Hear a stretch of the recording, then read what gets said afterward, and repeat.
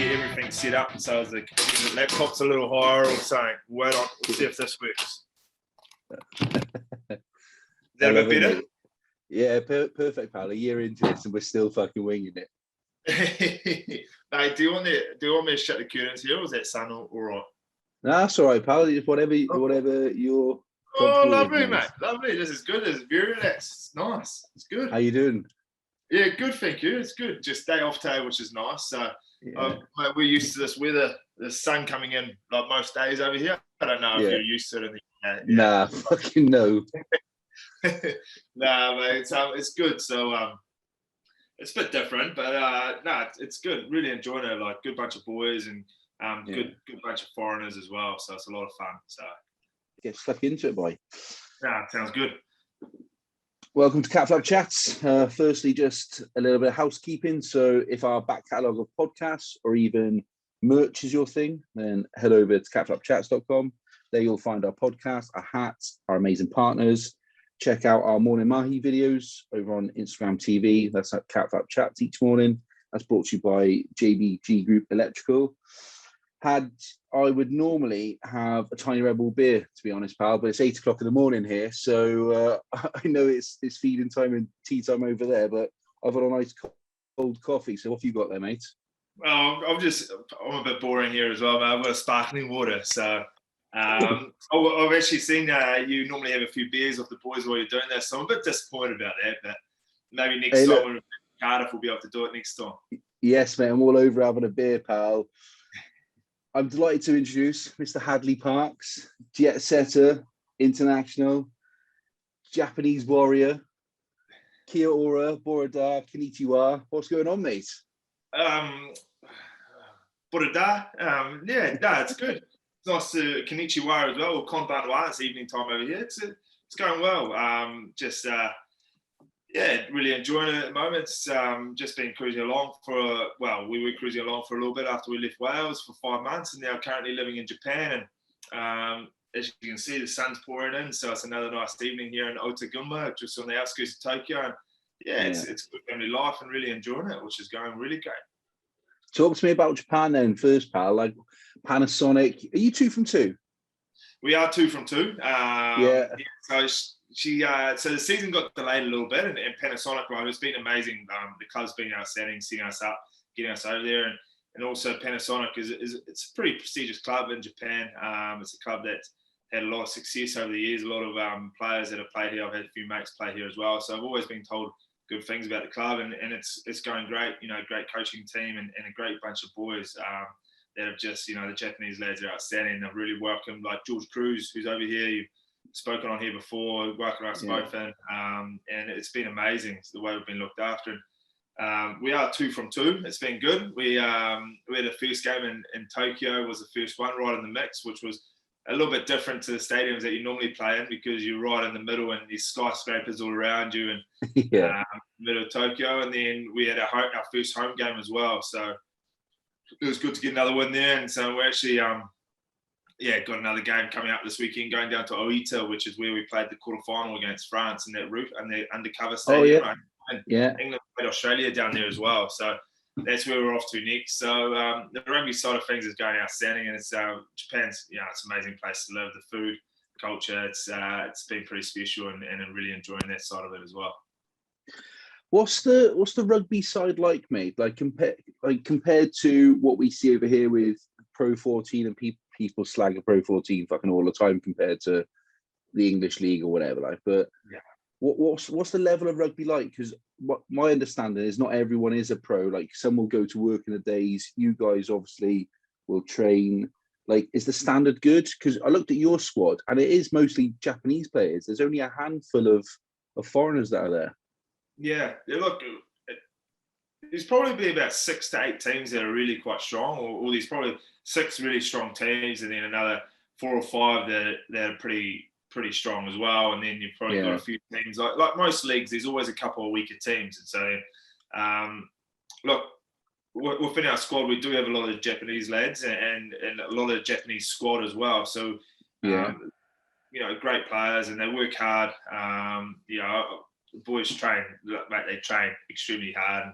They do a lot of extras, and it's like it's impressive to watch, and the way that they've welcomed us in has been pretty amazing as well.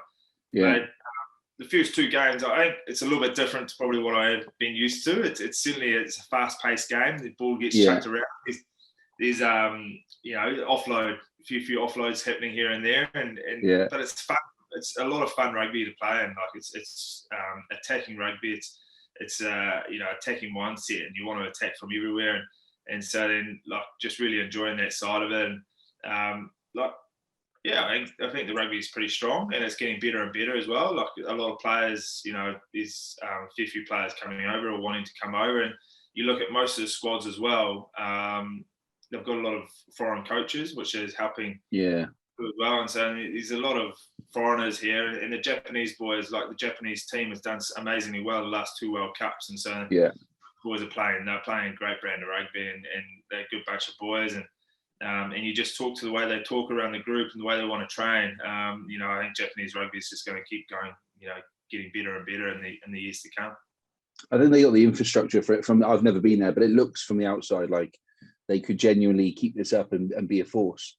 They can be, and they're probably the more games they'll get against tier 1 nations, I think that they'll just keep improving and going forward in that way. I don't know if you've read much about Panasonic, but the facility that we're moving to next year in Saitama, which is the next prefecture over, it's going to be we've got a hotel complex and conference area down one end, the field in the middle, and then a gym and indoor arena and pool all down the other end. And so that complex is it's going to be an amazing complex to be a part of. Sorry, to go back to your question before about how the makeup of the squad as well. So so we've got you got your full-time players, but you also half your squad is probably semi-pro or not semi-pro, but they also work for the company at the same time. So they get a job for the company, so they'll come in the morning and do gym quite early, and then they'll go to work and then come back in the afternoon for our on-field sessions.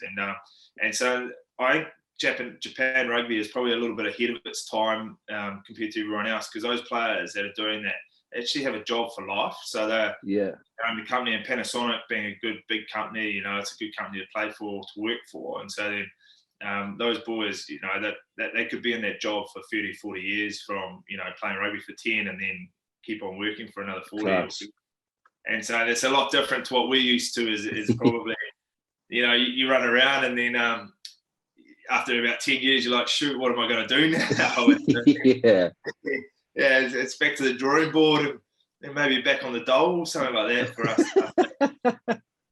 Siding on, what's the language barrier like on pitch? Do they speak a lot of English, or is it a case of you kind of just looking at each other in signals and kind of off you go?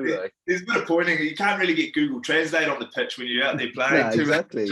You just pull your phone out of your sock. So the boys, they all speak pretty well English pretty well. My English just there wasn't great, but they're all pretty good, and we currently had our English Japanese lesson this morning with our Japanese teacher Cruzy and I, and a couple of the young Aussie lads as well. So we're trying to improve our Japanese, but their English is a lot better than what we can actually do in Japanese. And we've also got 2 translators within the squad. So one is a full-time translator who is in charge of communications and works very closely with Robbie and the foreigners, but then the trainer as well. And so he's a great asset. Is that he's out on the field most of the time as well, so helps, and especially when probably in the team huddles after you score a try or at a penalty, he comes out there. So you've actually got someone there that can translate. But most of the time, the boys, you kind of know what each other's talking about, and you can just talk, and their English is pretty good. So it's haven't had too many issues like that so far. Haven't been too many problems. You got crowds in the stadiums as well at the moment. Yeah. So what's that like? I've forgotten what that's like, mate. Mate, you would have been you normally would be in that stadium in the weekend, just been the Prince Kelly, mate. Fucking hell. Yeah, it would have been absolute. I'm English for my sins, but I'm like 51 England, now 49 Wales. It would have been fucking bouncing in there. No, it would have been outstanding, mate. great game to watch as well. To be honest, like, it was a great result for us. Well, Yeah. but Yeah. we do have small crowds, like, so it's only allowed 5,000. It was going to be a max capacity of 50%, but now it's gone down to 5,000. And so then, so the last 2 games, 5,000 at the ground, which is still pretty good to have that in the crowd. And, it's all just to have people we're watching. And, it certainly does help and get a little bit of an atmosphere. And it's in terms of that, it's pretty good, really. Jealous, mate. Definitely jealous. Hopefully it will be, well, maybe end of the summer into next season. Fucking who knows, pal. Mate, fly over and then you'll be able to get to see some rugby then, mate. Oh, mate, I'd love to. As I've got older, I've earned a little bit more money, and I haven't pissed it up against the wall. So, like, my goals, like my missus, is busting for a kid, busting to buy a house. Where I'm like, Lions tour, Rugby World Cup, like, where can we travel? So it's trying to find that balance at the moment, pal. She's the boss, so I'll end up having to do what she wants. You're like the rest of us, Yeah. How is Susan the baby getting on? All right. No, outstanding, thank you. So they're like, the family life is amazing. Like in terms of turning up as well, and the language barrier, the translator Matt Makoto has been outstanding in helping set up like the house, daycare, swimming for Ruby as well. So we've got her in the pool swimming. Her daycare, she goes to daycare 3 days a week, 3 mornings a week. She's the only European speaker at the daycare, but she's made friends, and so in the daycare, like, they've been amazing. Yeah.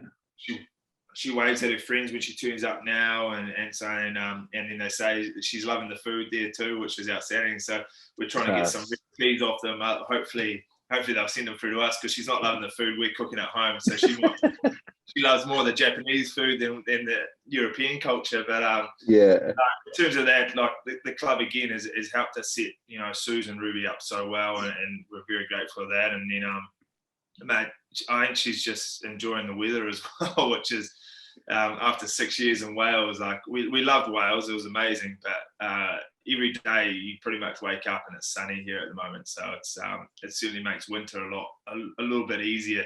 Like, it does get really cold. It's really cold, but it's clear blue skies, and so then, like, when the sun's out, you're just so happy, aren't you? So it's she's a sun person, so she's loving that. Mate, that's so, and like, the cultural experience for a kid to grow up in another country, learn that language. She'll obviously learn English as well. Like, that's you can't put a price on that. It's unbelievable for her.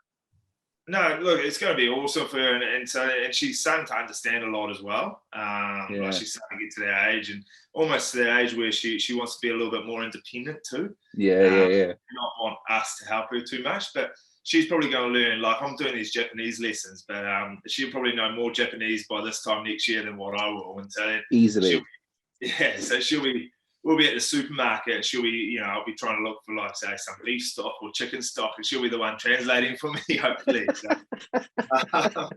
not that I'm looking for stock or anything. That's the first thing that came to my mind. So I was in the supermarket the other day, and I was actually looking for some beef stock for a recipe. That's why I was just thinking about when I was there. And so you're on Google Translate trying to ask, and you're asking for help, and the Japanese, like, they're so wonderful, like, they're so helpful. They just want to help you in any way possible. So they couldn't find it, and so it was about half an hour later, and I'm paying for my groceries, and someone, the customer service or the person working there ran up to me and handed something to me at the counter. It wasn't the beef stock, but I felt too bad to say, nah, don't worry about it, take it back. But then, so I ended up buying it, and I have no idea what it was, but we'll work it out one day, mate. We'll work it out. So just going to taste it a little bit at a time, like.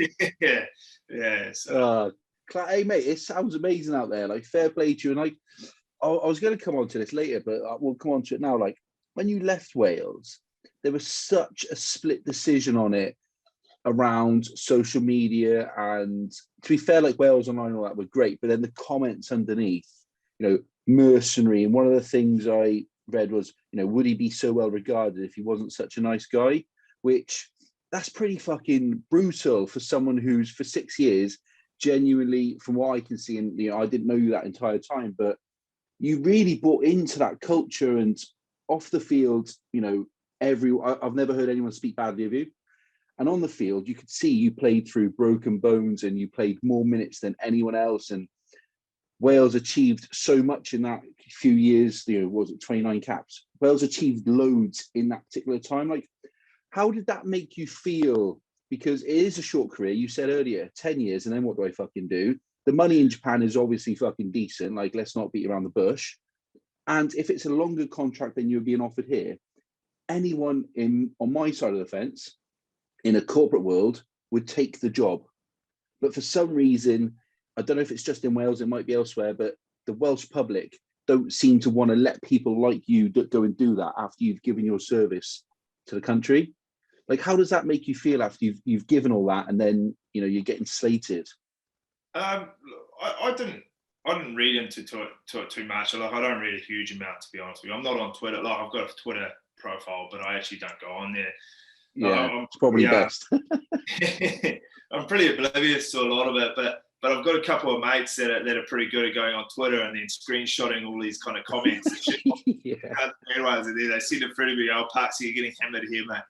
And so I do see a fair bit of it. But look, just to start off, like, I never went to Wales for the intention to play for Wales. So Susan and I, we got to the stage in New Zealand. We wanted to, New Zealanders and Aussies, you go on your OE, you get a lot of people that go to London, or most of them go to London, say. You go over there and you work, and then you go and do travel. And so for us, it was, got a great opportunity with the Scarlets. Was really excited to go to, play rugby in Europe, but also in Wales and then in Europe in the Heineken Cup. But it was the travel that excited us at that stage of our lives. So I was about 27. So it was like, it's time that we wanted to do it. And so I think probably that first year that we're over there in the off season and all pre-season, we probably only spent one weekend within Wales because we're always flying in. Because of the, I think Welsh people or people in the UK probably take it for granted how close you are to all those countries and around there places. I remember we got flights to Denmark, Copenhagen for £7. You can't even drive to London for £7, can't you? Well, you can't even drive can't drive to fucking Newport for £7. Yeah, so like things like that, you just got to make the most of it. So we did, and we made the most of it for the first 2.5 years, and then the opportunity to play for Wales was, it was just something that it was a dream come true, to play international rugby. And it was something that I wanted to give as good a shot or as best a shot and that I could do as possible, and to learn the anthem, to make sure that, bought into the culture out in West Wales with the Scarlets, and then just making sure that I did all that I can and to try and play as well as I can in the red jersey. And it was a special 2.5, 3 years playing for Wales. Like, it was an amazing group. I was very fortunate at the time to come in. The coaching staff were outstanding. The management staff, the whole management team they've been together for a long time. They were great to work with. You look at the players as well. It was a great players group, senior group. I was surrounded by, awesome players, and we went on a pretty good run there with 14, 15 games on the bounce, and won a lot of games in that time. And it was just, I was very fortunate that I was able to play at that time with a great bunch of lads and management team, and just thoroughly enjoyed it. But the thing that both Susan and I are family people as well, and want to, we're very tight with our families. And so after we had Ruby, before Ruby, you always wanted to spend time with your parents and your family, and they came over quite a lot. And then you had Ruby, and my parents came over for the Six Nations, the last Six Nations I played in, that didn't quite get finished because of the COVID when that all went down. And so then, and I remember just looking over, and I saw my parents, helping out with Ruby, or walking her around the park. And we lived in Pontcanna there, so you walked around Pontcanna Park, and and so you walk around, and you're like, look, special moments like this for Ruby, but it's also for your parents as well, and you want to have them a little bit more. And so it was more of a family decision to come to Japan. And after experiencing during the World Cup, the culture, the experience, the way we got looked after with the people, so welcoming, it was an amazing time. And so you want to actually come back and experience and live and immerse yourself in that culture again, and really make the most of it. And so then, like, just the ability to have one flight back to New Zealand for Suze and Ruby to be able to do that, there was a big part of our thinking. Obviously, that's not happening at the moment because there's coronavirus. Yeah, of course. but we weren't to know that was going to happen. But like it just like that family time, you get into that stage, and like hopefully, like for us, we want to have more children as well, and so that's probably going to have more. That's going to happen more and more for Susan and Ruby, and hopefully another little one at some stage. Yeah. Two, who knows if it's twins or anything, but anyway. Yeah, God help you, mate. But and so if that, these are things that you take into consideration, and then also when you're looking at Japan, you found out that Panasonic was interested. You started to get quite excited because they are a prestigious club. They're a club that I'd heard quite a bit about, and so I was like, it would be amazing to play for them, and a good group of players. I actually knew a couple of Japanese lads that actually played for them too, like Shota Hori, who played hooker at the World Cup. Japan with the dreadlocks. So I actually trained with him in New Zealand for a couple of years down in Christchurch when I was at university down there. So I was like seeing him, and now it's quite cool. 10 years or 12 years ago, we're at uni, we're training together, and now we're living in Japan together. So it's little things like that, and I guess I was getting well looked after monetary wise in Cardiff and Wales as well. So like it wasn't a huge part of the thinking. It was more the family life, chance to play rugby in a different culture, in a different country, immerse yourself completely in that culture, and to really make the most of it. And I think Susan and I, just that sense of adventure has always been something that's driven both of us. And so to experience like Europe and live there for 6 years, and now to live here in Japan, hopefully, we'll be here for 2 years, hopefully maybe longer. It's just something that you want to be, that special experiences that you'll remember for life, and loving, enjoying every moment, really. I love it, mate. And if it doesn't work out, you can always come back here, go back to New Zealand. I'm one of those people. Just go and try it, especially as I've got older. Like, I give less fucks to what people think unless they're in my tight circle now. Yeah. Like, it's amazing. Like, I don't know if you've seen much about like Hadleigh obviously getting capped. People were slagging it, going, "Oh, I love Jamie Roberts, good bloke, I know him well, like decent lad." But they've picked Hadleigh. People are slagging him. And the same people, a week later after he comes on, sets up a couple of tries, steps on people, fucking does his magic. Oh my God, he's amazing. But and I'm just like, you're so fucking fickle. You're like, it winds, like Twitter's great for me because I promote this and I can scroll through it, but mate, I find it hard to really fucking bite my tongue on some things where people are getting slagged. And I'm like, go and spend 10 minutes with them, training, fucking go to the Cardiff Blues training session for one session, and then come and tell me that they're fucking idiots, they're soft, they're this, they're that. Like, it fucking winds me up, mate. No, and I know exactly where you're coming from. And look, Willis and I, we know each other from Auckland days, and and amazing, awesome to see him given his opportunity. And yeah, like you said, he did extremely well. Pardon me, sorry. Hopefully, he continues on to do that, and I'm sure he probably will. But and like you said, that Jamie Roberts, he's having an amazing season for the Dragons. Yeah. And he'd probably do a wonderful job if he did get called in as well, and I'm sure that he'd love that. I don't know if he's only a couple of games away from 100 or something, so I'm sure he'd love that too. But yeah, the old keyboard warriors are quite interesting, aren't they? Fucking hell, bro. It is, and like you said, like Willis probably was getting a little bit of a hard time, but then he did that, and the same people are giving him, thumbs up or something like that as well. I actually saw something funny that you saw, talking about people trolling through Twitter or Instagram. Who's the guy that got engaged out at Ibiza, and you posted one of his comments underneath, and you're having a good laugh about it. The football player's brother. Oh. So Who's that? I can't remember now. I do so much. Like, I'm fucking. It was a great comment, and I saw that it had like about 1,000 comments on him getting like, and I was like, sure, you've done a bit of work there, but I did have a Wayne Lineker. Wayne Lineker. Yeah. Wayne Lineker, Gary Lineker's brother. That was it. Yeah. He got engaged to that Chloe from Geordie Shore.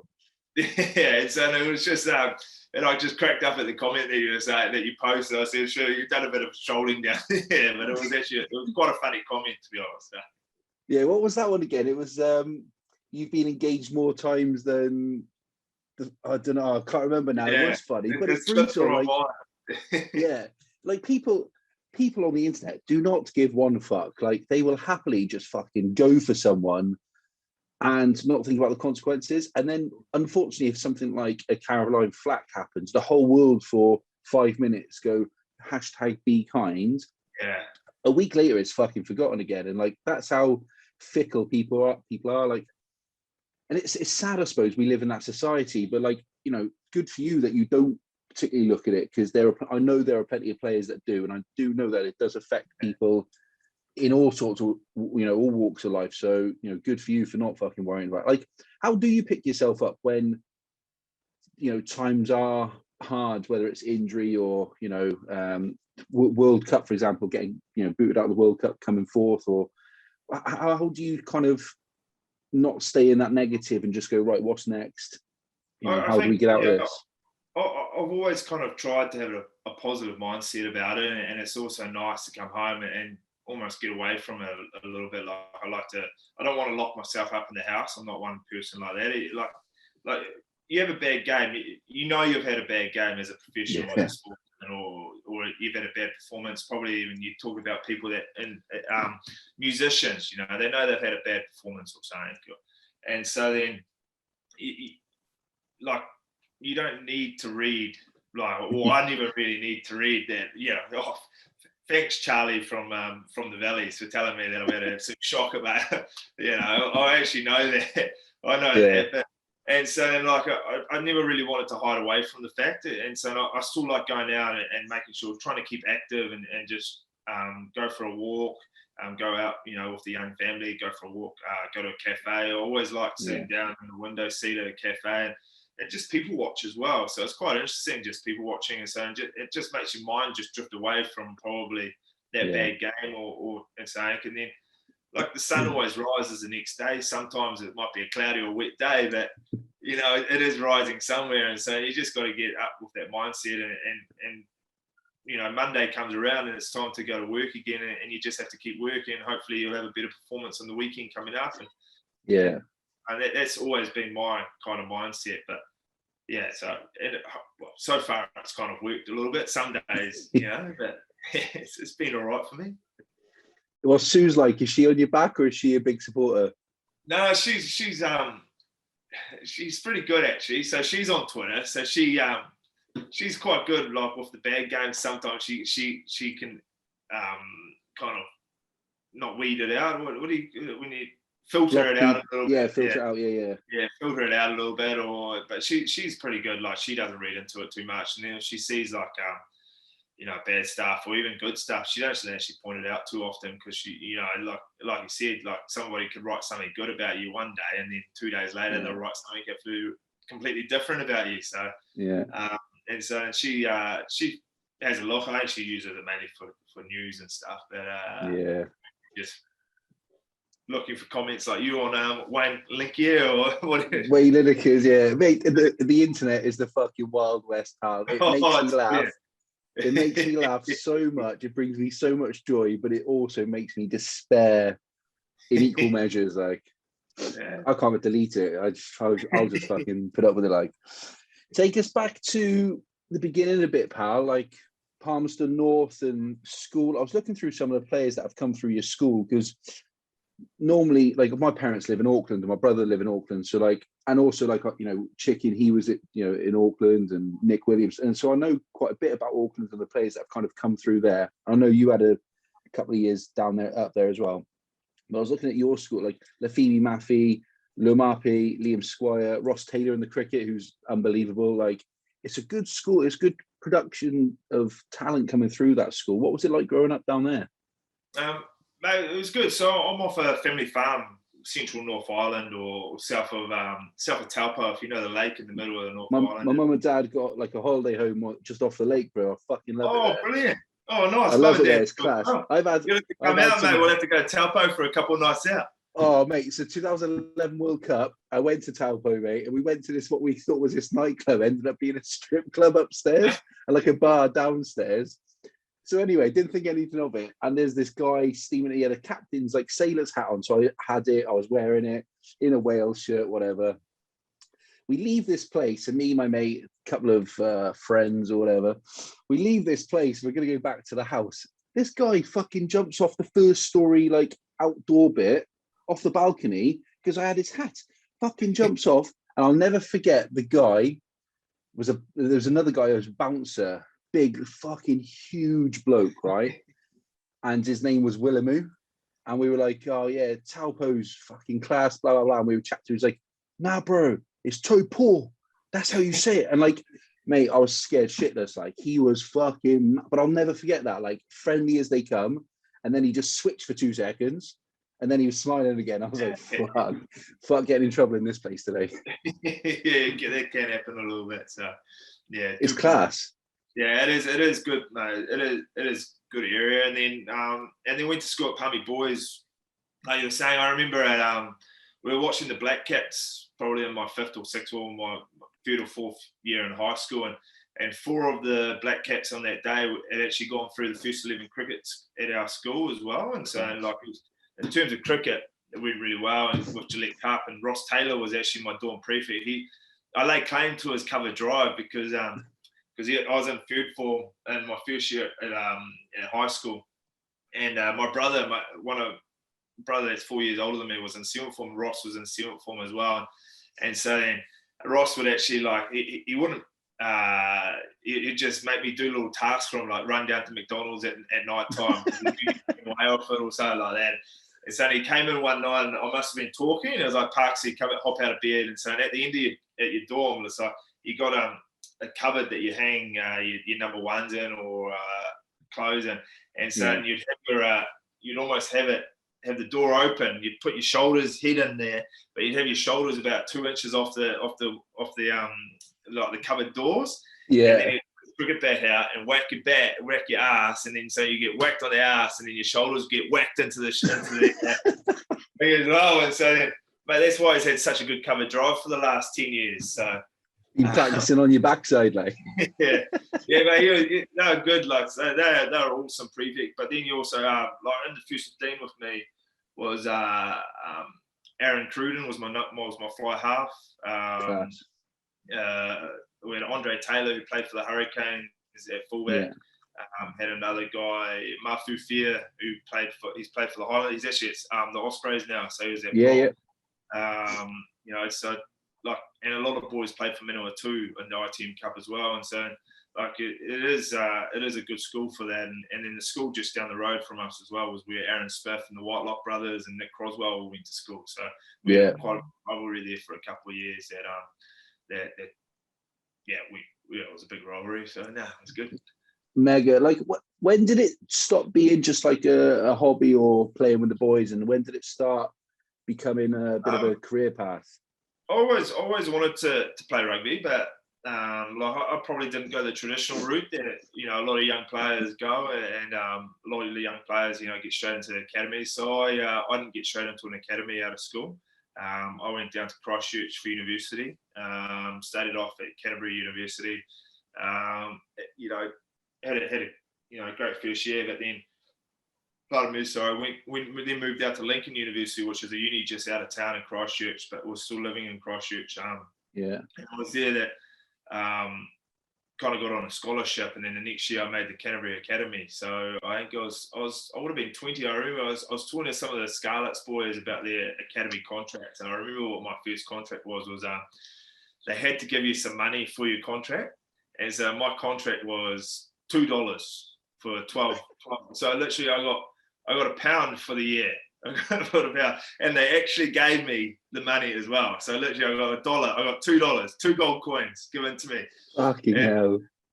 And so that was my first contract. And so, like, and you're still happy about it because, like, it's a chance, you know, just getting in there, and it was in the academy, so it was pretty good. But I never really, like, I didn't play for Canterbury, and then I trained with the Crusaders in my last year down, and so I was down in Christchurch for 5 years, and I trained with the Crusaders, but that was for free, so I didn't get any monetary return for that. So that was more of an experience and chance and make out numbers, but it was something that I loved doing. And so my first actual proper contract was for the Manawa 2 Turbos, which was I was going back home to go and play, which I was stoked about. But so I would have been 22, I think, which was in the ITM Cup, and so I was a little bit of a late starter in terms of playing ITM or in terms of a lot of boys just coming from first 15 into that now, and but I wouldn't change that because I had my uni days, which was, as you can imagine, it's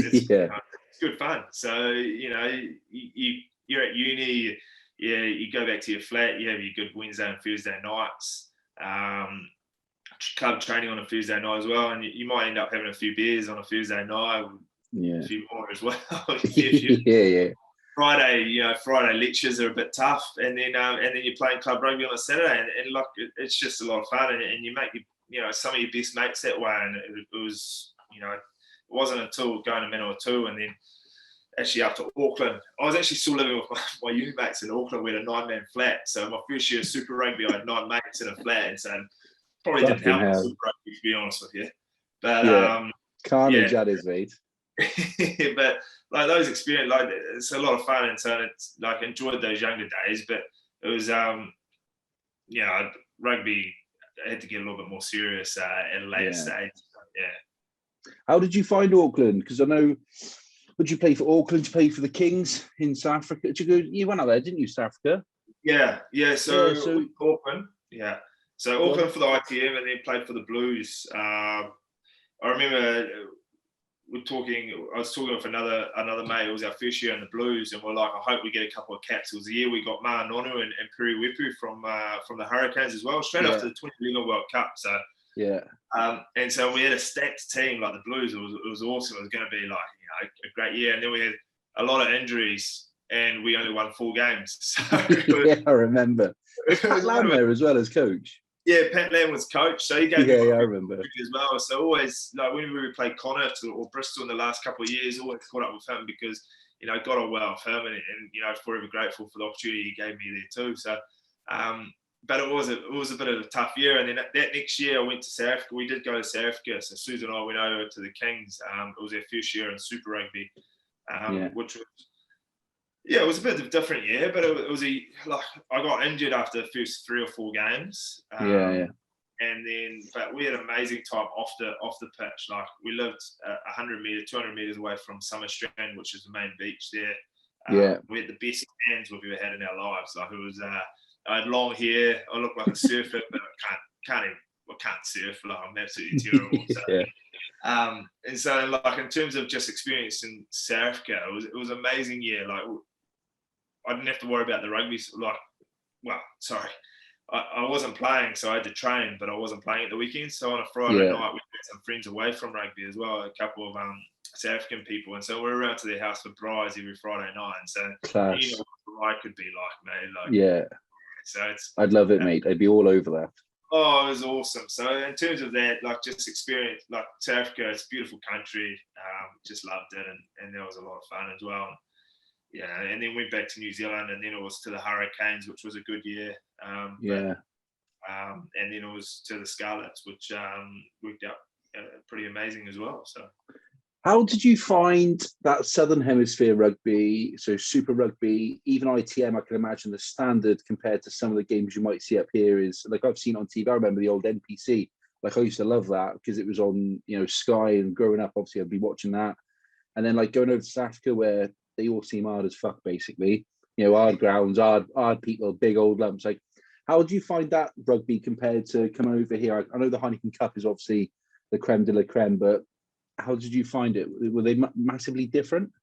No, not. I think probably the weather probably plays a huge part in it, especially in the early parts of the season, like the ball getting chucked around and stuff. And you do get beautiful days. I remember we played Ulster on a beautiful Sunday day, and the ball and play was huge, and you chuck the ball around. But like, I guess there's a little bit more razzle dazzle probably in the Southern Hemisphere.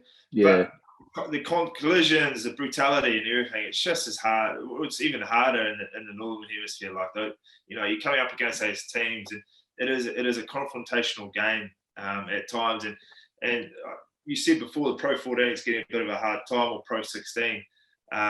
Is it 16 now? It's soon to be 16, yeah. Soon to be 16. And so, but some of those teams, like you come up against, so like the Leinster, the Munster, Ulster. You look at the local derbies as well. They're always a tough encounter. Then you look at Glasgow, who have been probably the stronger of the two Scottish teams, but Edinburgh's making a comeback. But they are physical games. They are tough games, and so like in terms of that, it's just as physical and as brutal. But probably the razzle dazzle just not quite as much as probably what you do get with Aussie, New Zealand, and South African side. And talking about actually the South African side, when we were at the Kings, I remember we're playing the Crusaders. We'd actually started the season pretty well. We won our first game. We almost beat the Chiefs in the second game. And we're sitting behind our post. So we're going into Crusaders, and they hadn't played all their All Blacks at this stage. And then I remember looking at their squad in the week that we're playing them, and all their All Blacks are coming back. I was like, shit, we're in for a tough day here. It must have been about 30 or 40 points down, and just before half time or just after half time, we're under the post. And one of the Afrikaans boys goes, "Oh, lads, these boys are soft, eh?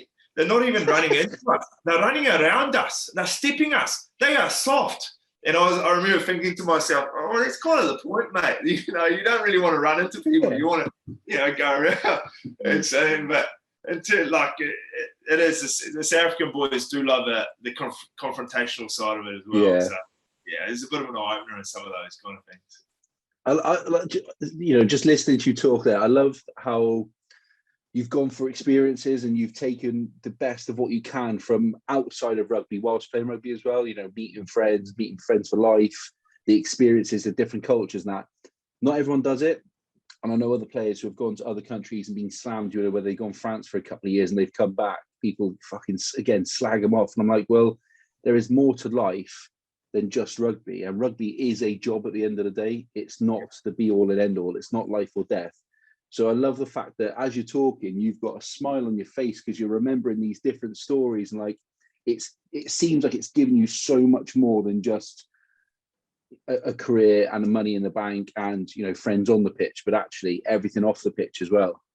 Yeah, and totally right. And just one example, like I'm in our bedroom at the moment, and our neighbours, like Japanese couple, roughly about the same age, maybe a little bit younger than Susan and I, they didn't have to make the effort to come over and introduce themselves, but they did. Like we walked past them a couple of times in the first couple of weeks that we were here. And now we're good friends. Like we were over at their house for dinner the other night. They made us squid balls, and so like just these kind of experiences. Squid ball. Yeah. I remember they came to us on New Year's night as well, and so then so we ended up having New Year's with them. And then they came over. I got them tickets to our game in the weekend, the home game just been, and they went and bought all the merchandise. His mum made banners with Parks written on it, and like sewed Parks onto these banners, and so like they are the nicest couple, and so like I don't know how it's happened, and she's been amazing for Suze as well. So she booked Suze like a hair appointment, a hairdresser at the hairdressers or the eyebrows, and so like the hairdresser doesn't speak much English, and so she came along, and I think Suze's hair was like for about 3 hours, but she sat there with Suze for the whole 3 hours and helped her out and everything. So they've been awesome. And they actually just, like, because they're locals as well, they're giving us little tips of places to go to. And so talking to the other foreigner boys, and some of them have been here 4, 5, 6 years. Like we've actually almost gone to places that none of them actually know anything about. So like just that little bit of local knowledge. These guys they've been amazing actually. So class. It was quite good. They actually came over. So so after the game, so Cruzy and I, Cruzy, it was out on Sunday night. We played on Sunday. So Sunday night, I was like, come over for dinner. We'll watch a replay of the England-Wales game just been. Yeah. Cruzy's like, I'll pop over. Get a knock on the door, and so our neighbours have come over, and they've got a bag, and they want me to get their jerseys signed. And I was like, yeah, sweet, come in and say good day, and like that. And so I go, oh, would you like a wine? So we're having dinner, watching the game. And so they go, oh, yeah, we'll have a wine. And so they're having a wine. And then because we made meatballs and homemade chips, was like, and so I do you want some chips? And there's not many chips there. And thinking that normally when they see someone having dinner, you say, no, I'll let you guys have dinner. They're like, oh yeah, we'll have some chips too then. Actually. And so we're like, oh, what are you guys doing for dinner? And so they're like, oh, it's just cooking and we're going to go back and get it. And so we go, oh, go get your dinner. And then come back over and watch the game with us. So they just went and got the dinner and came back. And so people, they do make your experience in their time here so much more special. So we're very lucky that they just welcome us in, and they've been awesome. They're almost awesome with Ruby as well. They've got a little dog, so Ruby loves that. So it just makes the experience of living in a different country so much more enjoyable.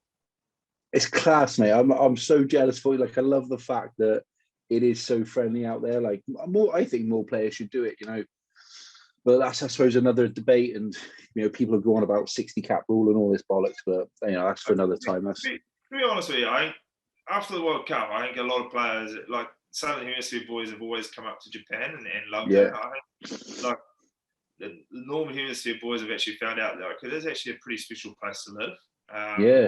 So then, and it is the food, the food is amazing. And so, I think there might be a few more in the years to come. We'll probably head over this way. Yeah, and the world's a lot smaller than people realise. It's one flight or whatever. It's not that difficult. Owen Williams is over there, isn't he? And there's a bit Freddie Burns, and there's a few British guys over there now enjoying it. So we're actually playing Rose next week in 2 weeks, so we could tell them actually. So they've had 2 wins from 2 as well, so they're going great too. Class! Happy days. We'll keep an eye out. Talk to me about the Scarlets, pal. I know that you obviously knew Pivac from before when he was at Auckland. How did that come about, and why the Scarlets out of all the teams in Europe, and what happened there?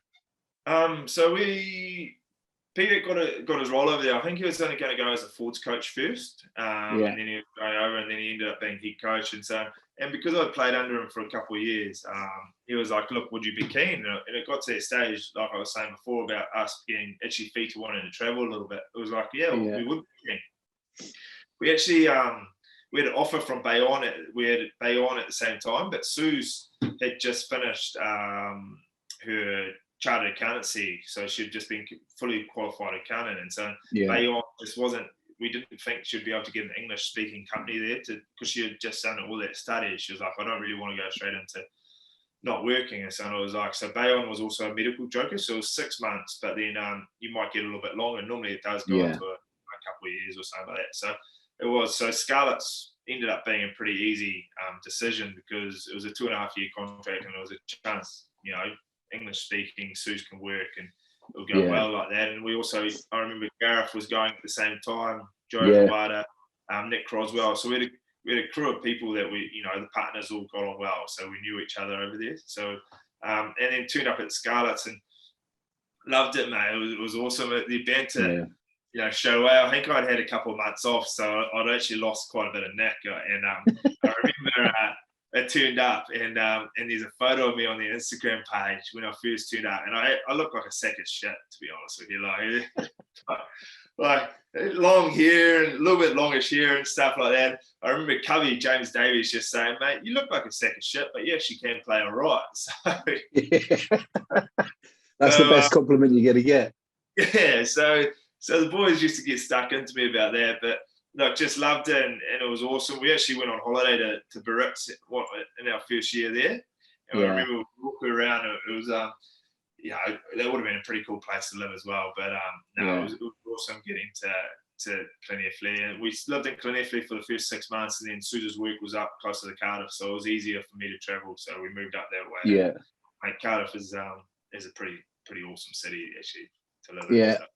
I love it here, mate. I think it's brilliant here. Like everything, it's kind of on your doorstep, but also then you've obviously got the beaches and everything literally within an hour you could be. 10 minutes, isn't it? So yeah, it's fucking class. Like 100 caps for the Scarlets, Pro 14, a couple of semi-finals and finals. Like good. I heard a story actually about you, and I don't know if it's true. It's not a bad story, so don't worry. Don't get nervous. I heard that 1 week you were out of tens, and in a team meeting or something, apparently, and this could be bullshit, but I like it. Apparently, you've just rocked up and go, I'll play 10. Like, I'll play 10 this week. And I haven't actually checked whether you did play 10 or not this week, but I heard in one of the team meetings, you just said, fuck it, I'll play 10, whatever. And you actually went all right, apparently. Right. There was 1 year I ended up, for some reason, they ended up putting me at 10 for a few games for some reason. Yeah. Well, I don't know if I might have. You back yourself, don't you? Like the coach, shit, I can do that, no problem. How hard can it be? And then one year, I think it was the year that we won the final, 2016 maybe. And so like the boys, Scarlets, we were playing bloody well. We're off, going, so it was pretty easy. It was then a couple of years later, they put me at 10 again in the local derbies, and that didn't go too well, to be honest with you. I don't know. I think because I don't know, for some reason, I think Patch must have been injured or something, or was coming back from concussion or something. They just, and Dinky was maybe injured too, and so they just wanted to put they had me at 10, Fonatier at 12, and Foxy at 13, and so they just wanted like 3 sizable boys there to defend really well. And our defense was pretty good, but our attack was pretty shit. So that year, I think that might have been like 2018. So that it didn't quite pay off that year, I don't think. So. I love it, mate. Everyone wants to play 10. I was always a fat 12 that thought you could play 10. But I remember actually we're playing the Ospreys on the at home, and we're beating them by quite a lot. And I was playing at 10. And Steph Eves was supposed to take the shots at goal when I was going to be at 10. And then, but he'd run back to halfway already. And I was like, I put my hand up and I'll take the shots at goal. Like, just straight here out. And lining it up, and I missed both. And I was virtually out in front. I missed both conversions. Not quite. It was like 15. So you should get it. And then both of them, like the first one I hooked. And so the next one I was like, I counteracted it, but went way too fast. So I just sliced that. And so, the kicking's not really a strong point of the game, to be honest. Do you get fined for that? Oh, I think in the next game when I did have to play 10, I was like, nah, Steffi boy, you're in there. I think Sanjay might have actually taken the shot. So did he? Yeah. Oh, I love it, mate. What was go back to Wales? What was that debut like and getting called up? And obviously am I right in saying it was the autumn games, you weren't qualified for the first 3 games, but that last game against South Africa, 2 tries on debut, man of the match, like easy job. What was that like, anthems, and did you feel pressure, and what was that whole experience and emotion like? It was a special, really special time, like, because it was something that I thought would never happen, and I didn't move to Wales for it with that idea in place, but to have it happen, and I'll be forever grateful to Warren and his management team as well for giving me that chance. Like, it was amazing. It was the best, in your profession, it's the best feeling really ever to be a professional sportsman, professional rugby player. To play at the highest level for your adopted country is the best feeling, and just the whole build up. I remember I actually had to fly back to New Zealand midway through that autumn series because it was my brother's wedding. I had 2 weddings, and I was only able to get to one because of timing. But I had to choose, so it was either my brother's or Suze's sisters, and so I chose my brother's. And so then I remember I was out of the country for 6 days, but I was only in New Zealand for 3 nights, and so it was like a bit of a hectic, and the flight from Auckland to Singapore, literally Suze and I did not talk one word to each other. Like, it was literally just out to it. Sleep.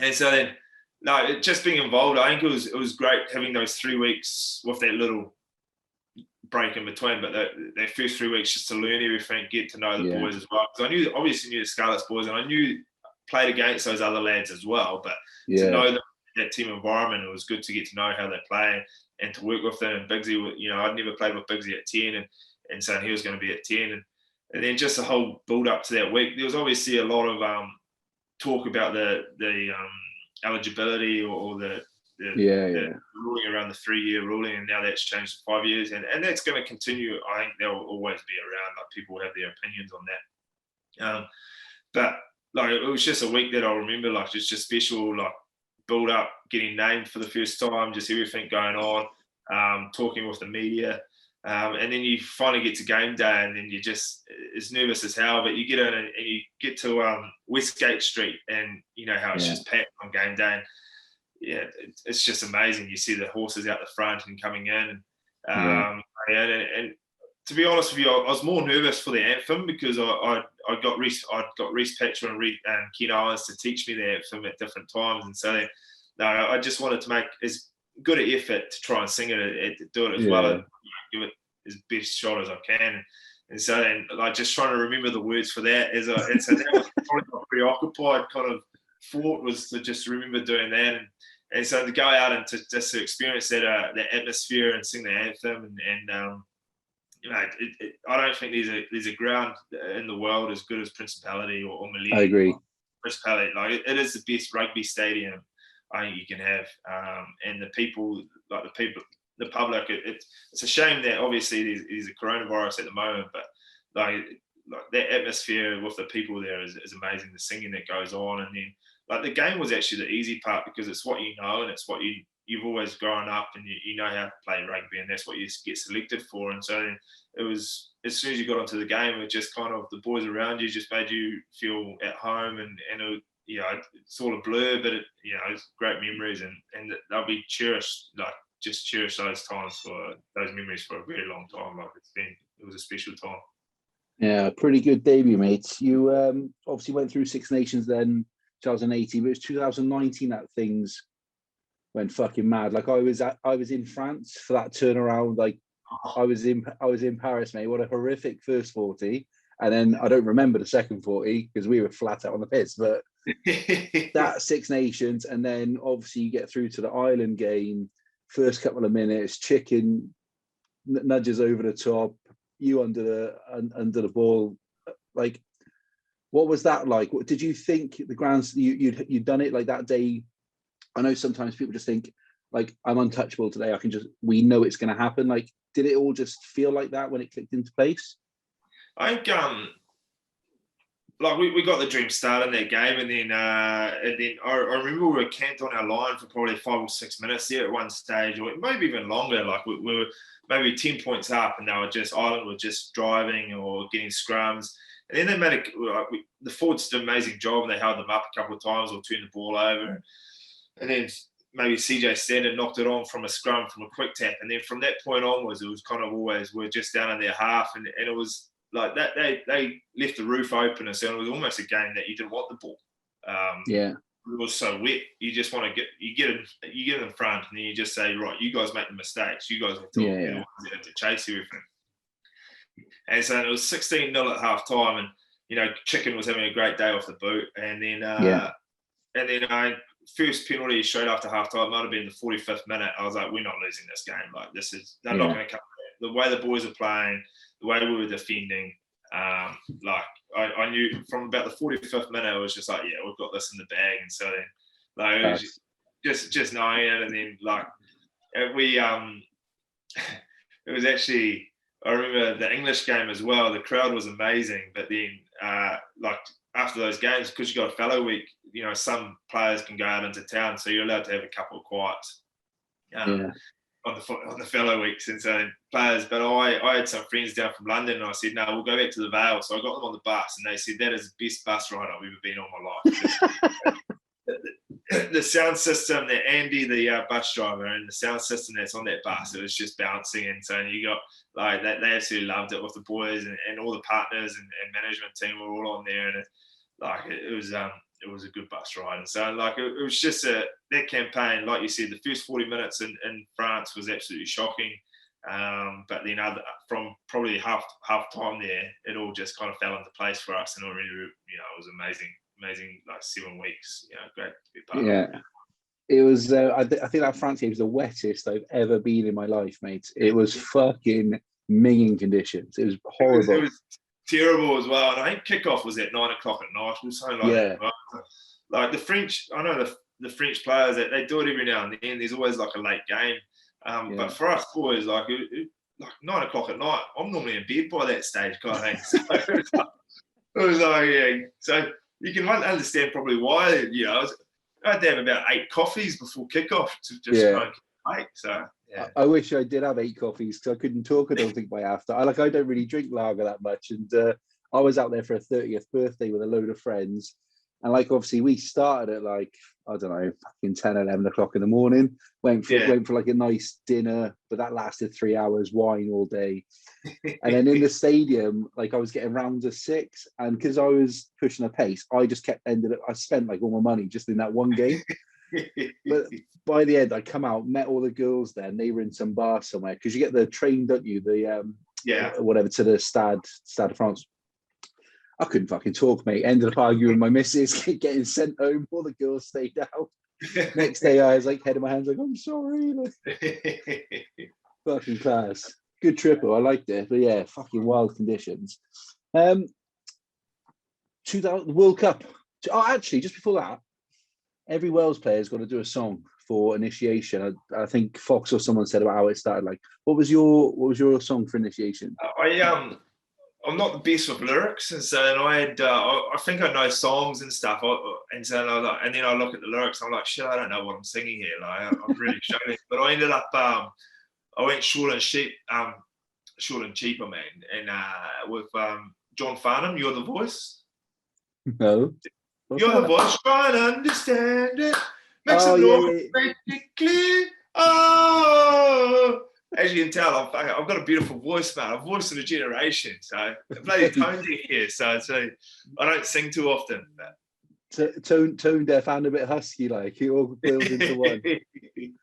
Yeah. Class. What 2019 World Cup? Obviously, like Grand Slam going into that. What was your experience there? I know you said obviously Japan was amazing, and that's why you've kind of gone out there. But you know, for the boys, if they'd have been able to do South Africa, I think they would have done England in the final as well. Like England just fucking shut up shop in the final. Yeah, they did it, and like it was amazing. Like we turned up. I think we had maybe 9 weeks over here, and all the boys, players, management, partners that came over, all the partners that did come, just absolutely loved it. Unfortunately, Susie didn't, because she was pregnant, and actually by the time we actually arrived back after the the 3rd and 4th playoff on the Monday, and Sue started going to labour on the Tuesday, so it was timing was impeccable, really. But so she was 2 weeks early, so it was just so I was like, oh shit, I've got a bit of time here to just get relaxed and get get into it. And you can't. I can tell you one thing: like, you cannot complain about jet lag when your wife's going through labour as well. But the time out in Japan, like, it was awesome. We travelled around a bit. We started off down in Kitakyushu as well, which was a region or a city that didn't have any World Cup games, but it was a city that Welsh Rugby Union made an affiliation with. They literally painted the town red. Flags, buses, everything had Wales on it. We had an open training session as well with 15,000, 16,000 Oh, people. Yeah, I saw that. And they sang the anthem as well, and Pretty Heaven, and so like things like that. Like when the Japanese people put their minds to it and stuff, they just learn. They're extremely good at learning like the anthem, and they sang it just as good as it's probably better than what I can. Yeah. But and then the footy went well. I think I always knew France was going to be a tough game. Like, it's just something about them as well. Like, you know how they have that internal kind of conflict a little bit. In 2011, I think they almost fired their coaches or something. The senior players took over. They ended up making it to the final in 2011, and then there was talk of from outside of their camp that there was people were unhappy there in 2019, and so it was like it sounds like this is going to be one of and like they started that game amazingly, like very well as well, and then fortunately we had a couple of great instances. Aaron Wainwright got an intercept try, and then Thomas Williams ripped the ball off their number 8 under their post, really, and we ended up scoring to make it to the semi-final. Like, we knew South Africa was going to be a tough game. We'd had a bit of success against South Africa up until that stage. We'd won 3 or 4 on the bounce. And so we knew, like, we just had to match them physically, which we could, and we did. But we probably went into our shells a little bit as well, and we probably got stuck into playing their game a little bit, rather than doing what we'd done, that got us there as well, still attacking. Unfortunately, like, they got that penalty on their 22, and which, there's a little bit of debate about that, but anyway, we don't need to get into that. which then led to a line-out drive and then another penalty, and then that's how they got their 3 points to win. So it's like the margins for, just so small we could have been 5 minutes away from being in the final kind of thing. So but in saying that as well, the boys, like the Welsh lads, we all put our bodies on the line, and like everybody does. But unfortunately for us, we lost a few injuries as well and I think in that semi-final as well, we lost. I think if we did make it to the final, Foxy's knee wasn't great. George North pulled his hammy. Thomas Francis did his shoulder. I think Josh Navidi pulled his hammy in that semi-final as well. So, and then during the World Cup as well, we lost Sanjay, a couple others, Corey Hill. Like a lot of players, and like I don't think you were strapped up. Yeah, I look like a mummy, to be honest with you. You had the one arm was for like wrist, elbow, shoulder. Because I wear a pad there and a pad there, and then because I broke my bone, so literally I had tape all up there. And then Elliot D, the prick. He's a nice guy actually. He's a really nice guy. I like Elliot. I don't mean that. He is. He's right. He is. Yeah. So we're in training. And I had my arm out like that. It's not going. He decided to run into my arm and just like hyperextended it this way. Oh. And so my elbow was going almost the other way. And so I had to have tape from there up until here as well on this side. So I literally had white tape all over my arms. And so I look like I look like that tampon ad when he puts the old yeah. That's all right, mate. You fun crack on. Oh yeah. Wow. No, I don't know. It might be a New Zealand ad, so I might actually not get into it. When I was out in New Zealand, I will say this: their adverts, they don't give a shit, mate. They swear on the radio. Their adverts are for fruity, aren't they? At all times of day. Yeah, they've got there's prize giving for the best ads at the end of the year, I think. So they go on some of them. Yeah. I'll always remember there was like a TV ad, and it was for like a 4x4 company, like a big truck, one of those. Like the Isuzu ones with the open back type that chicken ad before. And is it the Toyota Hilux ads? Was that? Yeah, it might have been. And it was a bull basically driving it, and he's driving it through the field, and there was a female in the field. And the next thing is like the suspension on this is great, and it just pans out, and the car is just rocking. And I'm like, that's on at lunchtime and like on a Wednesday afternoon, like they don't care. Yeah, I think Toyota, they come up with some good ones actually, like bugger ads and stuff like that. So that's good. Yeah, it's class. Hey mate, what's the future then, pal? What's the plan? I know you got a bit of time out there, and anything in the pipeline, or what's going on? No, not a huge amount. So I've got 2 seasons here at this stage. Hopefully, like if things go well and the club's happy, or if you stay, or whether, like you said, you go back your way. Who knows? Like you just take it each year as it comes now. But probably we'll end up living back in New Zealand. And just trying to sort out a couple of things back there at the moment, but nothing. Like Susan's an Auckland girl, and then I'm a farm boy. Yeah. But Blitz and Chicken give me more shit that I'm more of an Auckland boy now, and Susan's more of a farm girl.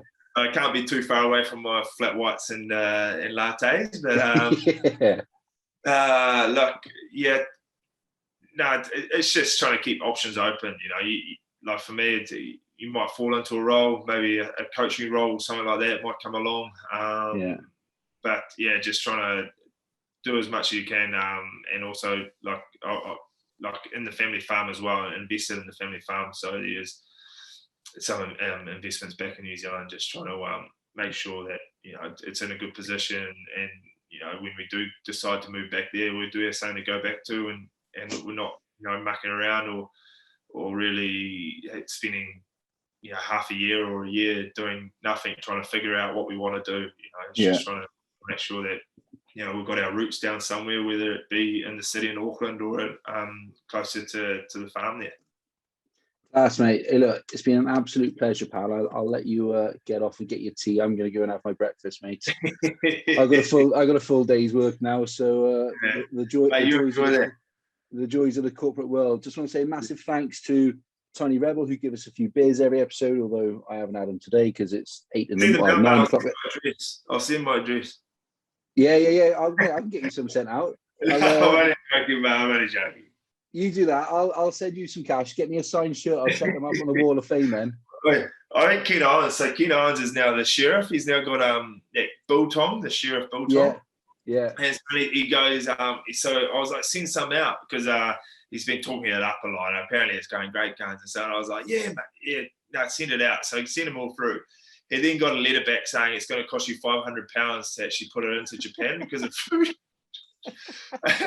Because it didn't turn up, and he was like, "Oh, Parksy, I'm not paying that, mate. I'm not paying it." Sorry. I went, "Oh, fair enough, boy. Fair enough." Yeah. He's done you there, pal. Yeah. Bastard. Hey, look, check out catflapchats.com. That's where you'll find all our podcasts, all the platforms to listen on, beanies and caps if you want a bit of merch. All our amazing partners are over there. Catch us on Instagram each morning with our Instagram TV Morning Mahi series. And that's thanks to JBG Group Electrical. Hadleigh Parks, been an absolute pleasure, pal. I cannot wait to grab a beer with you, be it wherever in the world. I'm happy to travel. I'll sort out some a business trip to Japan for see Cruzo and 4-5, and hopefully we can grab a beer soon, mate.